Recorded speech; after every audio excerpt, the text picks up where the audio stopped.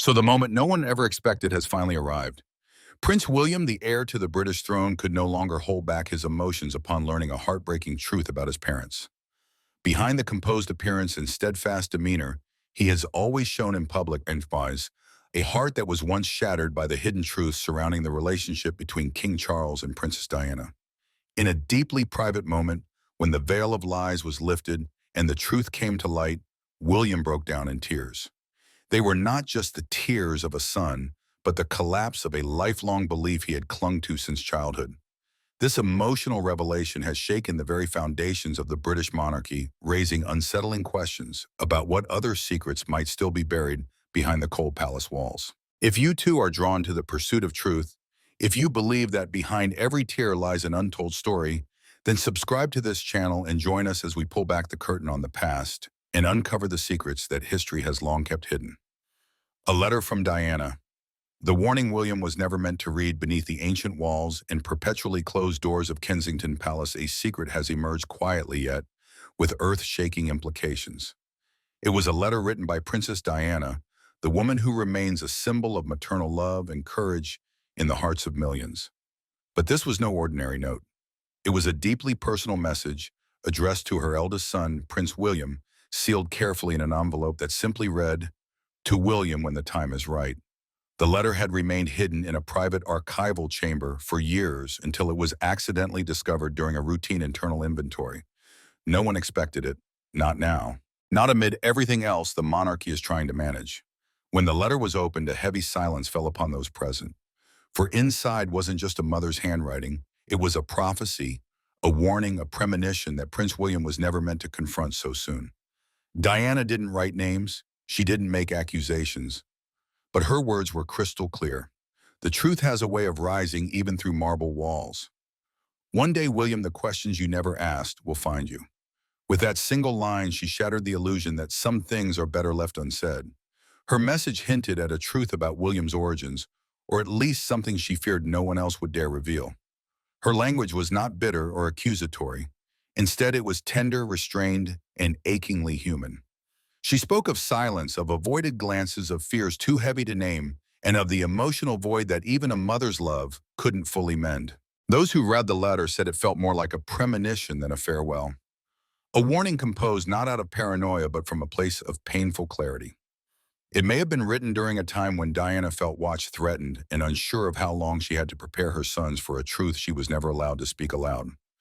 Now, as William, a grown man, a father of three, an heir to the throne, holds that letter in his hands, his entire understanding of himself begins to tremble. Her words force him to revisit his childhood, to question memories he once thought unshakable, and to wonder what is real and what has been constructed. The ripples of this revelation extend far beyond a private emotional reckoning. They threaten to shake the very identity of the British monarchy, raising questions about power, loyalty, and long-buried truths. If you believe that the truth always finds a way to speak, no matter how long it's been buried, then subscribe to our channel. Join us as we continue the journey to uncover the silent shadows behind royal splendor. Because some letters do more than speak. They echo through empires. The DNA that changed everything. Shortly after the letter's discovery, a confidential document reportedly landed in William's hands. It wasn't a letter, it wasn't sentimental, it was scientific. A source close to the family says this document was a DNA test result, one allegedly conducted years ago and buried by royal aides. The test, according to whispers within palace walls, shows something no one expected: a mismatch between Prince William and King Charles. Yes, that's exactly what the report says. William's DNA didn't align with Charles's. That's when things got serious. The name of the lab remains secret. No one knows who commissioned it, though. Many suspect it was done during one of the royal family's more scandal-prone years, perhaps after Diana's Panorama interview, or amid rising tabloid rumors. The bigger question now is this: why was this test hidden? Who chose to suppress it, and why has it suddenly come to light now? One senior staffer was quoted saying, "This isn't just a family issue anymore. It's a national one." For William, the letter and the DNA report came almost back to back. And what happened after he read both has left his inner circle scrambling, because that's when the collapse happened: Major James Hewitt. The man behind the rumors. For over 2 decades, one name has haunted whispers about Prince William's true parentage: Major James Hewitt, the charismatic cavalry officer who once stole Princess Diana's heart. He has long denied the rumor that he is William's real father, but as fresh evidence comes to light, the royal family's official timeline is beginning to fall apart. According to royal archives and years of public statements, the story has always been the same. Diana and Hewitt didn't meet until 1986, 2 years after William was born in 1982. The palace stood firm. Hewitt repeated the claim in multiple interviews, and even Diana's friends maintained the same timeline. But what if that timeline was never real? Recently unearthed records, including diary notes, driver logs, and statements from palace staffers who worked closely with Diana in the early 1980s, suggest that her relationship with Hewitt may have begun much earlier than publicly admitted. A retired royal bodyguard speaking under a condition of anonymity revealed, "We were instructed to escort Hewitt discreetly to and from private locations." I remember one detail vividly. It was before Harry was even born. If true, that changes everything, because if Diana and Hewitt were already in contact before William's birth, the entire narrative about his paternity begins to shift. Of course, speculation isn't new. People have long pointed out the physical similarities between William and Hewitt, especially their red hair, strong jawlines, and mannerisms. For years, these were dismissed as coincidence or the result of Diana's family traits. But with the timeline now under question, what was once dismissed as tabloid gossip is starting to feel more like suppressed truth. Back in 2002, when the rumors were first gaining traction, Hewitt told the press, "There is no truth to that rumor whatsoever." I met Diana after William was born, but when contacted again in recent months, his tone had changed drastically. A reporter from a British media outlet said Hewitt refused to answer questions directly. Instead, his legal representative issued a short, chilling response: "No statement will be given." That silence speaks volumes. It's no longer a denial, it's a wall of secrecy, and in today's media landscape, silence often raises more questions than it puts to rest. When Prince William reportedly received the newly surfaced documents, including logs that placed Hewitt in Kensington Gardens at odd hours during 1981, sources say he was visibly shaken. He locked himself in a private room for hours. One aide revealed he didn't speak, he didn't move. It was like the world had shifted beneath him. No matter how much time has passed, the truth, or even the hint of it, has an uncanny ability to destroy illusions. For William, learning that the man he's believed to be his father might not be isn't just personal, it's political, it's constitutional. This isn't just about a rumor anymore. This is about whether the future King of England might have been built on a lie, and that chilling possibility is something even the firm can no longer ignore. The collapse, William's breakdown behind closed doors. It happened at a private residence away from cameras, away from the press, and far from Buckingham Palace. Prince William, after reading the letter from his mother and reviewing the DNA report, reportedly fainted. Sources close to the situation say his security detail was called immediately. He was rushed into a secure wing of the property where doctors were brought in under a strict confidentiality order. No official statement was released, not from Kensington Palace, not from the Royal Communications Office, nothing. But those nearby said the energy changed instantly. "We knew something bad had happened," one royal staff member told reporters. It wasn't just shock, it was grief, a different kind. Kate Middleton, William's wife and closest confidant, was reportedly in tears. She's said to have kept the children in a separate wing of the home, trying to shield them from the chaos unraveling behind the scenes. It wasn't just personal pain, it was identity. "Everything he thought he knew cracked," said someone familiar with the family's dynamic. While the palace worked to contain the emotional fallout, another wave of uncertainty was already brewing at the highest level of the monarchy because King Charles was about to find out. Charles's reaction: silence, fury, or denial. When King Charles was first briefed on the unfolding situation, those expecting a storm of emotion, rage, grief, denial were met with something far more unsettling: silence. He didn't issue a statement, he didn't address the press, he didn't even pick up the phone to call William insiders claim. Instead, Charles reportedly retreated into his private quarters at Clarence House, where he remained locked in a series of discreet, late-night meetings with senior advisors and legal counsel. For a man who has lived his life under constant scrutiny, this time he seemed less concerned with perception and more focused on containment. Sources close to Clarence House describe him as shaken, but not surprised. One senior palace aide who has known the monarch for decades put it more bluntly. He's always feared this day might come, not because he believed it, but because he knew Diana had secrets, and secrets never stay buried. It's an admission that carries weight because for years Charles has projected an image of calm control. He was the man who weathered public heartbreak, media humiliation, and relentless public comparison to the ghost of his ex-wife. But this was different. This wasn't just a headline or a scandal. This was a question of blood. Did he ever question William's paternity? The official narrative has always been no. But when asked, one former royal aide offered a telling remark. The king is many things, naive isn't one of them. Those words hang heavy. Charles has been surrounded by royal advisors, medical documentation, and years of DNA security protocols the average person can't even imagine. Yet for all the palace procedures and royal traditions, even he may have quietly harbored a doubt, a flicker of suspicion that something didn't quite add up. Now with the emergence of newly leaked DNA reports and Diana's private letter hinting at truths that will rise through marble walls that flicker, has turned into a full-blown crisis. Still, Charles has not spoken, not even to his closest family members. Senior royals have been left in the dark, unsure whether to rally behind William or wait for some kind of official direction. His silence, once seen as a strength, is now being questioned, interpreted by some as guilt, by others as paralysis. Is this a calculated move by the monarch, hoping the headlines will eventually fade, or is it something more personal? Perhaps a private heartbreak too profound for words. One thing is clear, the king is no longer managing this alone. Sources inside the palace say that Charles, recognizing the potential constitutional and emotional fallout, has quietly turned to the one person he trusts most within the royal family, his sister, Princess Anne. As one advisor put it, Charles may be king, but when he's unsure, he turns to Anne, always has.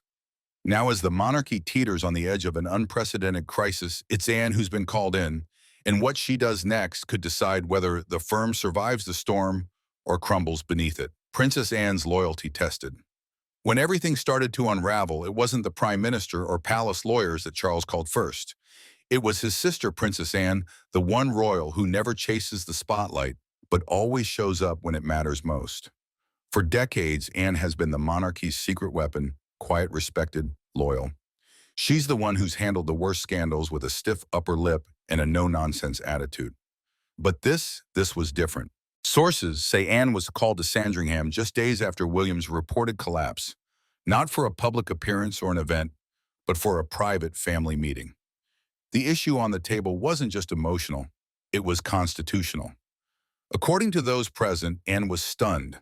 She's always been close to Charles, acting almost like his silent conscience, but this time even she wasn't sure what to say. It's a mess, a royal mess, a palace aide later said. Anne was put in an impossible position. On one hand, she needed to support her brother, the king. On the other, she had to be there for William, who she's always cared for deeply. This wasn't about choosing sides. It was about holding a family together when it felt like it was breaking from the inside out. Anne is said to have left that meeting more grim-faced than usual, and those close to her say she hasn't smiled since. She's the glue, someone whispered, but even glue cracks under pressure. As the royal household scrambles behind closed doors, the question becomes, what happens if the very foundation cracks? The future of the monarchy was already being prepared, and that future might not be what anyone expected. Operation Menai Bridge, a monarchy preparing for crisis. For years, the royal family has quietly rehearsed what happens after King Charles dies. The plan is known as Operation Menai Bridge, a code name meant to ensure everything runs smoothly the day the crown must pass on. But now everything is under review. Sources say legal advisors were urgently brought in to reassess parts of the plan. Wait, because the very next person in line, Prince William, might no longer be eligible to ascend the throne without question. The British monarchy is built on one word: legitimacy. It's not just about blood, it's about law, tradition, and perception. If even one of those is shaken, the whole system trembles. Every folder in that operation is being read again, line by line. One senior courtier admitted, "We're in uncharted territory." Behind the scenes, constitutional experts are said to be debating whether succession could continue as normal if DNA questions remain unresolved. If William isn't officially confirmed as Charles's son, Who steps in? The answer may lie with someone who's been absent from palace life for years, someone who once turned his back on the throne, someone named Harry. What this means for the line of succession. It's the question no one wanted to ask, but now it's echoing across Buckingham, Palace Parliament, and beyond. What happens to the line of succession if Prince William is no longer considered King Charles's biological heir? Technically, William is still listed first in line to the throne. He's been groomed since birth. But this isn't just about tradition anymore. Legal experts warn that if the public and lawmakers start doubting the bloodline, the constitutional implications could be enormous. There is no official clause in the Act of Settlement that mentions DNA, one royal scholar explained, but the spirit of the law has always been based on lineage. In simpler terms, the monarchy isn't ready for this kind of disruption. Already quiet discussions are reportedly underway in Parliament. Lawmakers are concerned that a disputed succession could throw the UK into a constitutional crisis. Some believe an emergency clarification bill might be needed to reinforce or revoke William's claim. In the midst of all this pressure is mounting on the palace to make a choice-release Julho statement, deny the rumors or come clean. Because every moment they stay silent, more people begin asking, should Prince Harry be next Prince Harry's role, outcast, heir, or king in waiting? It almost feels surreal. Just a few years ago, Prince Harry was the outsider, the royal who left it all behind. But now some insiders are saying he could be the last hope for a royal bloodline in crisis. If William is removed from the line of succession or steps down voluntarily, then Harry is next in line. That's not just royal gossip, that's royal law. Despite everything, the interviews, the Netflix series, the memoir, Harry remains a legitimate son of Charles and Diana. No DNA test, no rumor, no scandal has ever challenged that fact. And now the same royal machine that once pushed him out may need him more than ever. But here's the twist. No one knows if Harry even wants the job. He's living in California, raising his children away from the crown. He spent years calling out the institution that he once called home. And yet sources close to Harry say he's been unusually quiet since the scandal broke. He hasn't released a statement. He hasn't done any interviews. He's waiting. Harry's in a position of power now, one observer noted. The monarchy ignored him for years. Now they might need him, and that changes everything. But it's not just about Harry. If the crown truly shifts, another woman's world could be turned upside down because Queen Camilla's role is now being questioned like never before. Camilla's position, queen consort or widow of a lie. Camilla Parker Bowles has spent years trying to win over the public.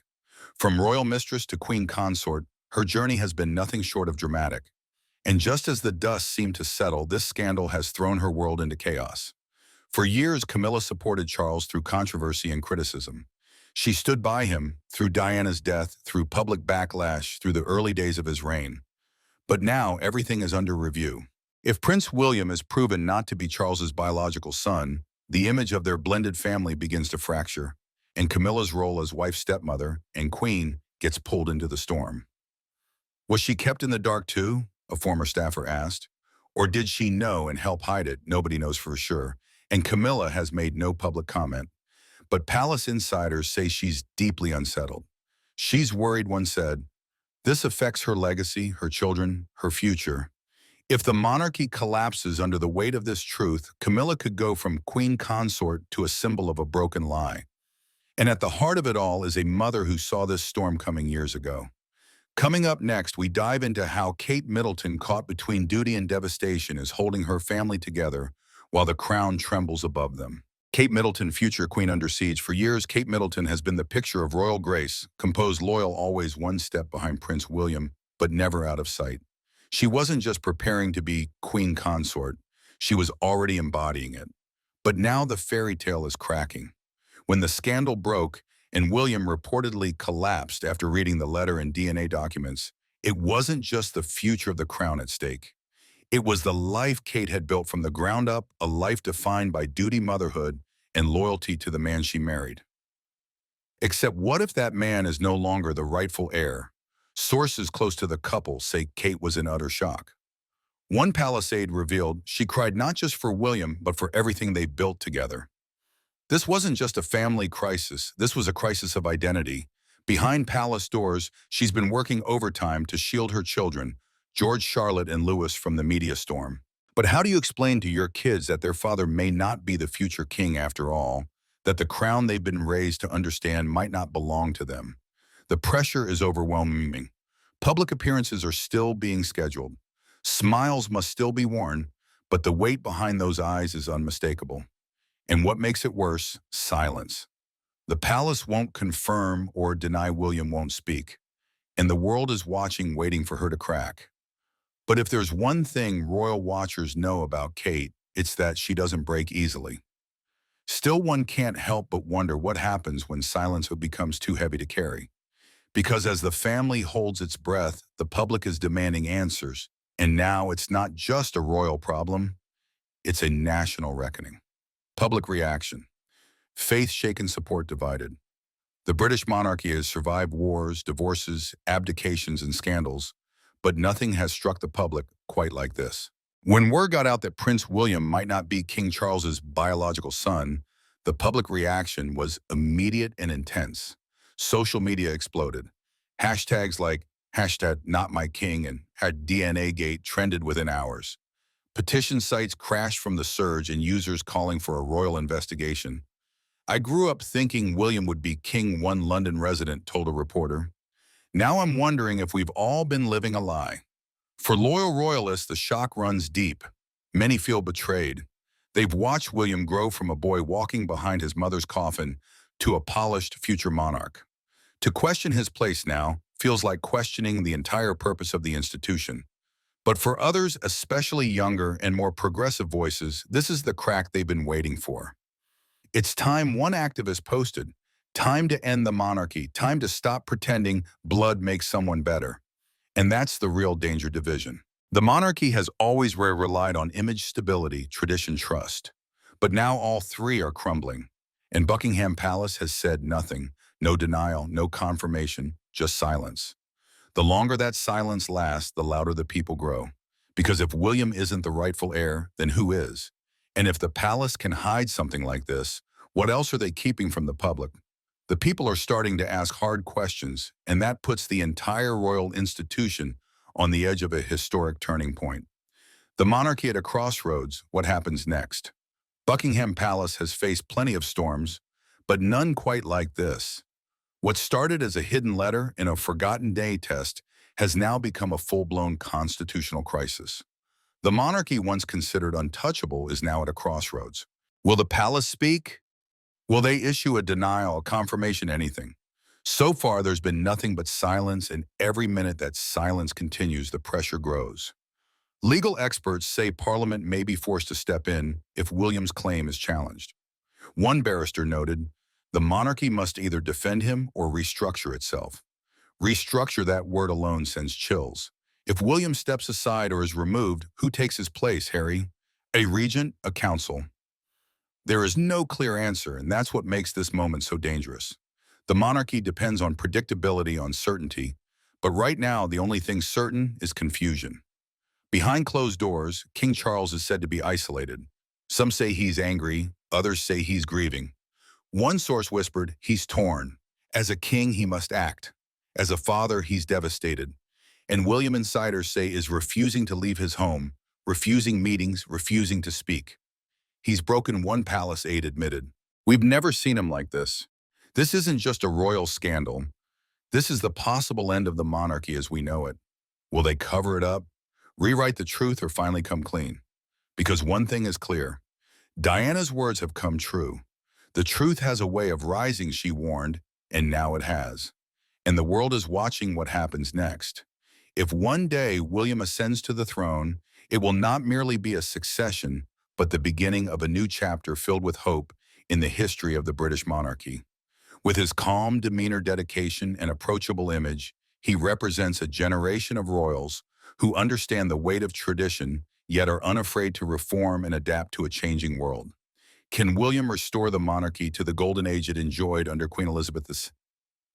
The answer remains uncertain, but if anyone is capable of doing so, it is someone who has learned to grow up in both the light and shadows of royalty. A king who inherits not only the crown, but also the painful lessons of the past. And perhaps it is precisely those lessons that will enable him to usher in a truly golden era for the United Kingdom. For the United Kingdom. For the United Kingdom.